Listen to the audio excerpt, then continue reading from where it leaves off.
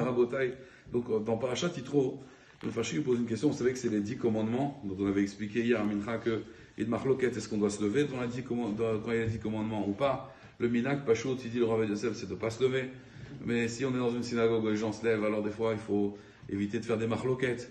Mais en tout cas, chez Hamim, on ne se lève pas pendant les 10 commandements. La Pachout, elle est comme ça. Juste Rabotai, parmi les 10 commandements, il y a un des 10 commandements où il y a marqué que donc on doit respecter ses parents. On doit respecter ses parents.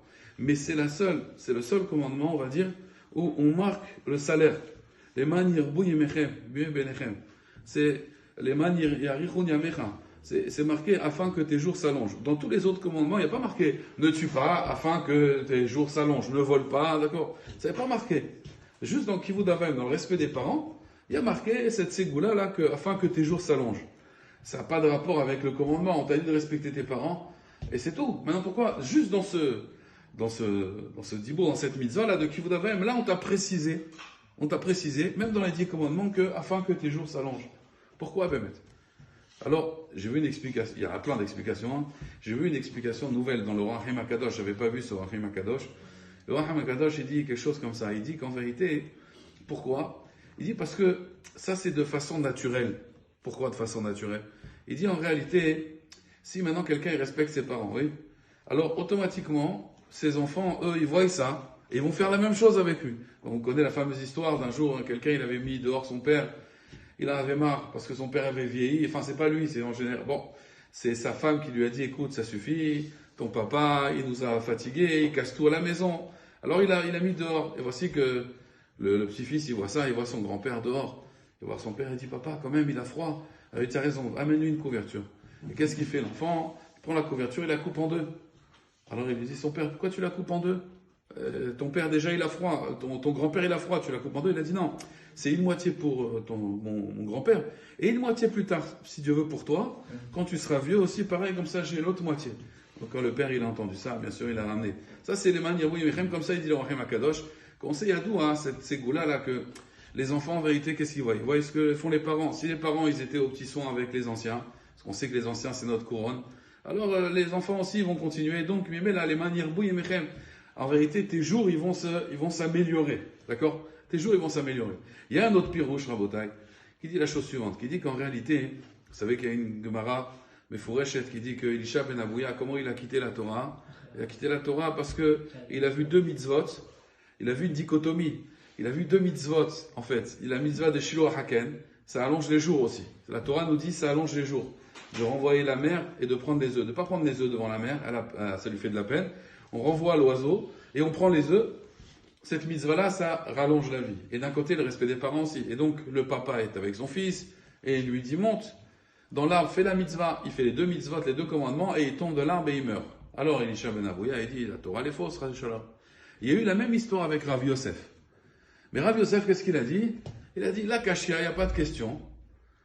Kan, ça c'est pour l'olam hazé, ça c'est pour l'olam haba. Donc, ça veut dire les manières bouilles et mechem. C'est quoi? C'est dans le Olam Haba. Le Rahim HaKadosh, il explique les manières Boyimechem, c'est dans ce monde. Dans ce monde-là, c'est beaucoup plus confortable quand on fait le respect des parents. Après, nous-mêmes, on aura beaucoup plus de confort. C'est, on va dire, en qualité. Les manières Boyimechem, des fois, la Torah, quand elle dit on va te rajouter, c'est en qualité. Ta qualité de vie, quand tu fais le respect des parents, elle est meilleure. Là, lui, il explique, non, c'est pas en qualité, c'est en quantité. Mais en quantité, cet enfant, il est mort. Non, en quantité dans le Olam Haba. Qu'est-ce que ça veut dire en quantité dans le Olam Haba? Alors, il faut savoir, à Botaï, ça c'est un pirouche des Mekoubalim. Mais vous allez peut-être vous paraître dur, mais en réalité, il faut bien comprendre. Il y a une marloquette entre Beth Shammai et Beth Hillel. Et pendant 2 ans et demi, elle a duré cette discussion. Est-ce qu'il aurait mieux fallu pour l'homme de venir dans ce monde ou pas? Beth Hillel, il dit oui, Beth Shammai, il dit non. Et finalement, Beth Hillel ont été d'accord avec Beth Shammai. Il aurait mieux fallu que l'homme ne vienne pas dans ce monde. Pourquoi il aurait mieux fallu que l'homme ne vienne pas dans ce monde? Donc là, je ne suis pas en train de pousser Haïcham au suicide, mais il faut bien comprendre une chose, c'est que ce monde-là, c'est très dur.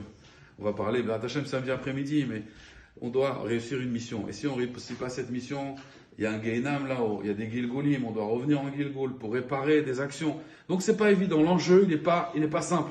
Donc il aurait mieux fallu pour l'homme de ne pas venir. Maintenant qu'il est là, la Gemara dit alors il doit faire attention à ses actions. D'accord? Le but, c'est d'arriver au Lamaba, c'est très dur. Cet enfant-là, les manières bouilles et mechem, en fait, regardez bien, il a réussi sa mission. Les manières bouilles et mechem. Tu veux être zoré du Olam Haba, fais Kivud Avayim. quand tu fais Kibud Avaim, même au niveau des jours, qu'est-ce que ça veut dire? Le Olam Haba, c'est Ensof. Non, même maintenant, tu vas aller directement au Olam Haba. Ça, c'est le Man Yirbu Yemechem. Pour qu'on arrive directement au Olam Haba. Maintenant, il y a un troisième pirouche. Il y en a plein, hein, mais je vous dis, le troisième pirouche du Gaon de Vilna. Le Gaon de Vilna, il dit en vérité, les Man Yirbu Yemechem, on a expliqué, c'est dans le Olam Haba. Qu'est-ce que ça veut dire dans le Olam Haba? Il faut savoir à Botaï, quelqu'un qui va voir son monde futur, c'est très simple. Il faut qu'il respecte ses parents. Pourquoi? Parce qu'on sait très bien que la mitzvah de Kivud Avaim, si on veut l'expliquer au niveau intellectuel, c'est Akaratatov. Akaratatov.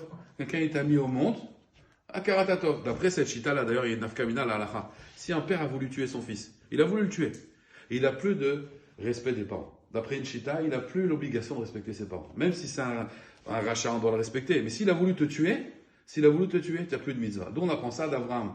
Abraham Terach, il a pris, il a jeté Bekif Shana Esh, il a, avec Nimrod, c'est lui qui l'a vendu. Là, à ce moment-là, Hachem lui a dit, Lech Lecha, ça y est, laisse ton père. Laisse ton père, tu n'as plus de mitzvah qui vous avait, maintenant tu peux partir.